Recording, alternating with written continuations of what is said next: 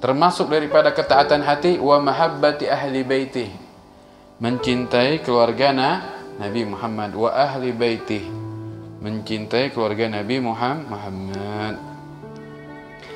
Gila dikatakan hum arba'atun. Ahlul bait ini ada 4. Al-Hasan wal Husain wa Aliun wa Fatimah. Sayyidina Hasan, Sayyidina Husain, Sayyidatuna Fatimah, wa Sayyidina Ali. Lakinna al-murad bidzalika ma ya'ummu haula wa dha garabati sallallahu alaihi wasallam. Akan tapi yang dimaksud dengan ahlul bait itu ialah orang yang umumnya mereka dan orang yang memiliki sifat kerabat dengan Nabi Muhammad sallallahu alaihi wasallam, termasuk Bani Hashim, Muttalib dan keturunannya, yaitu para habaib. Haula ahlul bait. Ya. Itu harus diakuin. Nanti salah satu tandanya lagi adanya habaib, adanya Imam Mahdi. Ya, Imam Mahdi itu turunan Nabi Muhammad. Ada melalui daripada Sayyidatuna Fatimah. Itu banyak tuh nanti keterangan di situ, panjang kalau kita bahas.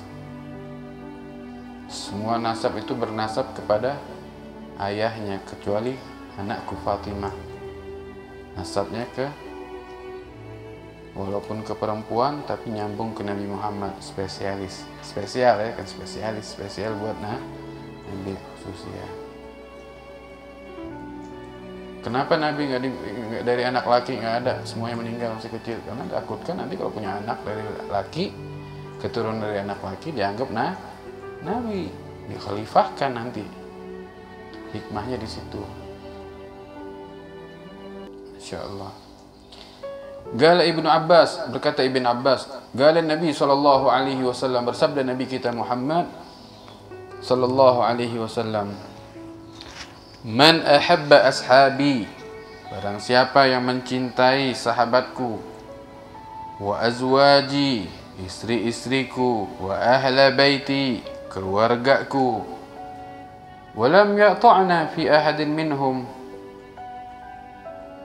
dan ia tidak melukai seorang dari mereka, dari keluarga Nabi, dari sahabat Nabi, dari istri-istri Nabi, wa kharaja minad dunya, dan orang tersebut meninggal dunia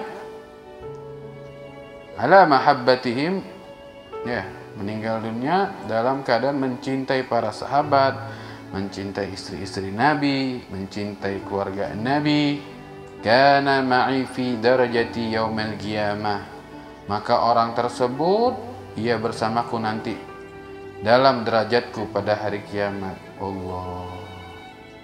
Ya, fi nuzhatil majalis. Ini kalau kita mau ngandelin amal kita, sholat kita, pengen dekat dengan Nabi jauh, pengen selamat dari api neraka jauh, sholat kita masih banyak kurangnya, nggak ngerti artinya, nggak tahu belajar, nggak tahu yang mana yang wajib, yang mana. Ya, mau ngandelin sholat, mau ngandelin apa lagi? Sedekah kita yang penuh riya, sombong, pengen dipuji, pengen dilihat. Terus Anda andalkan dengan sedekah tersebut pengen dekat dengan Nabi Muhammad, jauh. Nih, cinta almar'u ma'al man. Nah, tapi dilihat lagi nih, cinta jangan pada keluarga dong, tapi benci terhadap sahabat. Cinta semuanya. Cinta terhadap sahabat Nabi, istri-istri Nabi, keluarga Nabi. Dalam arti apa? Nggak boleh kritik mereka, nggak boleh membenci mereka, nggak boleh banding-bandingin, menjadikan mereka suri tauladan.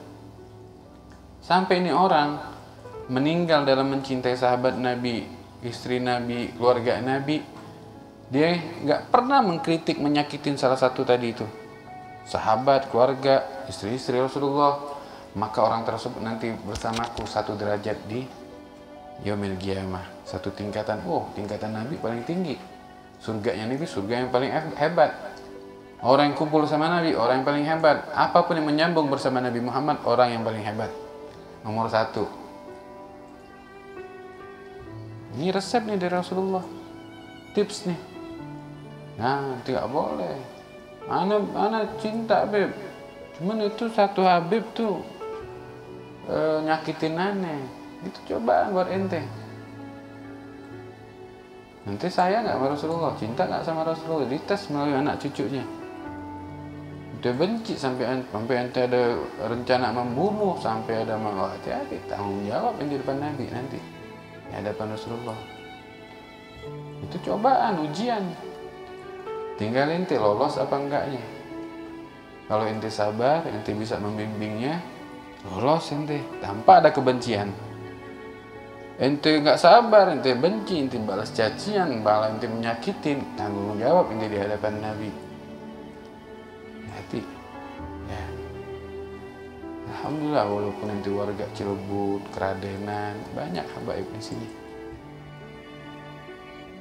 Kalau keluarga golongan ada satu lagi, dia nggak percaya ada keluarga Rasulullah yang suka membid'ahkan, yang suka mengkafirkan, yang sok pintar, yang kunci surga sama dia nih. Nggak percaya, katanya pintar, katanya perlu dalil ada banyak. Ya, nggak percaya. Kenapa? Sudah ada iri, hasud dalam hati mereka. Ente warga sini dibanding orang yang tinggal di gedung-gedung mewah di luar negeri sono, nggak ada mungkin habaib. Ente ada di sini, ente manfaatin. Manfaatinnya gimana? Belajar sama mereka. Kalau mereka punya ilmu, belajar. Khidmat sama mereka, duduk bantu mereka, perhatikan mereka. Ente bakal diperhatiin sama Nabi Muhammad. Tapi kalau ente cuek, ente masa bodoh, apa ente nyakitin, ente ya, begitu juga sama ente kayak gitu Nabi juga. Logikanya begini, ada anak presiden, keluarga presiden, wah pasti hormat kan, presiden, raja dunia. Iya, syukur-syukur kalau dia amar ma'ruf nahi mungkar. Kalau enggak, ente hormat karena jabatannya, ente hormat karena kekayaannya, hilang ente iman ente sepertiganya. Tapi kalau hormat karena kepala negara, oke lah. Tapi kalau orang rata-rata kan karena mobilnya, dapat amplop nih, dapat mobil nih, dapat apa ya kan? Anak jaga ini Sayyidul Awwalin wal Akhirin. Ini keluarganya Nabi Muhammad, pemimpin dari yang pertama sampai yang terakhir. Habibullah, kekasihnya Allah. Sayyidul Anbiya, pemimpin para nabi, pemimpin para rasul, pemimpin makhluk alam semesta yang sebaik-baik. Ente kucilkan, ente sakitin melalui anak cucunya, ente berhadapan dengan datuknya Muhammad. Hati-hati, nyesel. Ya, itu ujian. Itu gimana, Beb? Ya udah, ente kalau nggak kuat, ente hati ente kotor berarti masih. Ente masih banyak dosa hatinya. Ya, ente yang ditakdirkan nikah sama habaib buat yang perempuan, harus jaga-jaga adab juga. Anak ente cucunya Nabi Muhammad. Jangan sampai ente salah didikan, jangan sampai ente salah jalan. Kenapa? Ente bakal berurusan dengan nama datuknya, jidahnya Sayyidah Fatimah. Itu harus benar-benar, itu nikmat. Terus udah enak, nikmat. Dalam arti nikmat, kenapa? Kita nggak punya nasab, nggak punya ilmu, nggak punya apa. Melalui pernikahan, dia sudah menyambung dengan keluarga Nabi. Dulu, yang Anda tahu, kalau habaib dari Hadramut datang ke Indonesia, itu kiai-kiai nanya, udah punya calon belum itu? Datang. Kalau belum, anak-anak ada. Kenapa tujuan mereka? Walaupun tuh habib udah punya istri, tetap mereka mau nikahin. Kenapa? Pengen nyambung ke kerabatan Nabi Muhammad. Itu yang mereka harapkan. Apa? Punya mantu habib, punya besan habib, punya ini. Kenapa? Pikiran mereka bukan dunia. Yang dilihat bukan dunia, tapi akhiratnya nanti. Kenapa? Akhirat dia ngerasa nggak ada siapa-siapa. Dia ngelihat atas bingung, siapa yang nggak jelas. Udah melalui ini wasilahnya, tawasulnya melalui sini. Oh dulu. Sekarang nggak ada lagi, kabur yang ada. Padahal jelas-jelas Masya Allah. Ala kulli hal, Habib Abdullah bin Muhsin Al-Attas, Empang. Itu diceritakan bahwa beliau kalau mau ke suatu tempat, itu nanya dulu tuh tempat. Ini tempat ada habaibnya apa enggak? Ada keluarga Nabi apa enggak? Turunan Nabi. Kalau ada, baru dia mau nginep. Hampir. Tapi kalau nggak ada, boro-boro mau nginep, nginjek nggak mau. Kenapa nggak ada rahmat? Nggak ada rahmat. Masya Allah. Alhamdulillah Indonesia sekarang paling banyak habaib. Ya berkat Wali Songo. Nah, berkah insya Allah. Terus bagaimana Habib kalau ketemu orang yang nggak benar dari kalangan mereka? Dia nasihatin, tegur mereka, ajak jalan yang benar. Itu yang nunjukin itu cinta kepada Nabi Muhammad, bukan malah didukung maksiatnya. Ada Habib lagi mabok, beli lagi Habib, nih Habib, foto lagi. Salah. Dia nasihatin. Baik, nanti Nabi bakal nolong ente. Kalau ente dukung, beliin juga, sesatin juga, makin hancur, nanti malah makin senang. Lihat tuh hancur tuh lihat tuh. Mereka manusia, mereka nggak maksum seperti Nabi. Mereka manusia biasa, wajar gitu loh. Ente sebagai muhib, pecinta, harus tahu diri, memposisikan ente dengan Nabi Muhammad. Bagaimana? Oh ini cucunya Nabi nih, nggak beres nih. Siapa yang rusak? Siapa yang ngajak jalan nggak benar nih? Ana harus benerin dia, gimana caranya? Wah, keren tuh, hebat. Ya kan? Ada cerita kan, udah pernah dengar kali. Suatu saat ada seorang syarifah keturunan Nabi Muhammad, perempuan, gak punya suami, janda, masih punya anak kecil, jatuhnya anaknya yatim. Ini cerita Habib dengar dari Habib Segaf Baharun, ya. Kurang lebih cerita seperti itu. Di syarifah, dia orang gak punya, dia harus menghidupkan anaknya, mau cari nafkah susah, ya kan? Dia minjem kepada tetangganya yang muslim, dia minjem duit, tapi tetangga tadi tersebut melihat, Anda siapa? Saya keturunannya ini. Ternyata dia syarifah. Mana buktinya kalau Anda syarifah? Mana buktinya kalau Anda syarifah? Dulu tuh belum ada Robitoh, belum ada asosiasi nasab. Kayak sekarang Robitoh Alawiyah, ada buku nasabnya, ada buktinya. Kalau mau lihat tinggal dikasih lihat paspor, kayak paspor gitu, atau bisa ditanyakan ke situ. Dulu belum ada. Karena seorang syarifah tadi tersebut digituin, dan ketahui sifat habaib asli, benar-benar dia seorang habaib, dia nggak begini minta ngemis sampai menunjukin benar-benar dirinya turunan Nabi. Digituin, udah nggak mau deh. Kalau Anda nggak percaya ya udah, nggak mau ngasih juga, harus ada bukti. Udah nggak mau maksa. Jalan lagi sampai ketemu dengan orang Yahudi. Orang Yahudi ini tahu kalau ini syarifah lagi butuh bantuan. Dibantu sama orang Yahudi ini. Dicukupin makanannya, bahkan disuruh tinggal di tempatnya karena dilihat tempat tinggalnya gak layak. Ala kulli hal, malamnya mimpi tuh yang muslim tadi mimpi dia berada di alam yang lain, dia dalam keadaan menakutkan, minta tolong. Di situ ada Nabi Muhammad. Dia minta tolong, ya Rasulullah, tolong aku ya Rasulullah, tolong aku ya Rasulullah, tolong aku ya Rasulullah, tolong aku. Kamu siapa? Kata Rasulullah. Aku umatmu. Mana buktinya kalau kamu umatku? Bangun daripada tidur, dia sadar. Ya Allah, kenapa ya? Kayak nangis deh. Padahal nih muslim ini seorang tokoh, seorang ulama malah, seorang ustadz, kiai, banyak ilmu, orang banyak muridnya. Dia cari tahu, ya Allah, mungkin gara-gara anak kemarin tuh nolak seorang yang datang minta bantuan. Ya, anak tanya mana buktinya, mau bantu ditanya mana didatengin dalam mimpi kepada Nabi Muhammad, seperti juga mimpi, mana buktinya kalau kamu umatku. Ada mimpi terus diceritakan lagi, malah Nabi ngomong, kemarin datang cucuku, kamu minta bantuan, kamu gitu kan, mana buktinya? Sekarang aku nanya kepadamu, mana buktinya? Nangis. Dia bangun tidur nangis, nyesel, taubat. Terus dicari tahu mana tadi Syarifah yang minta tolong kemarin. Oh, dia ada di rumah orang Yahudi itu. Disamperin. Ala kulihal disamperin, orang Yahudi tadi udah tahu kedatangannya dia. Pasti nyari Syarifah, turunan Nabi Muhammad. Kamu mau cari perempuan itu ya? Kok kamu tahu? Bodoh sekali, kata orang Yahudi.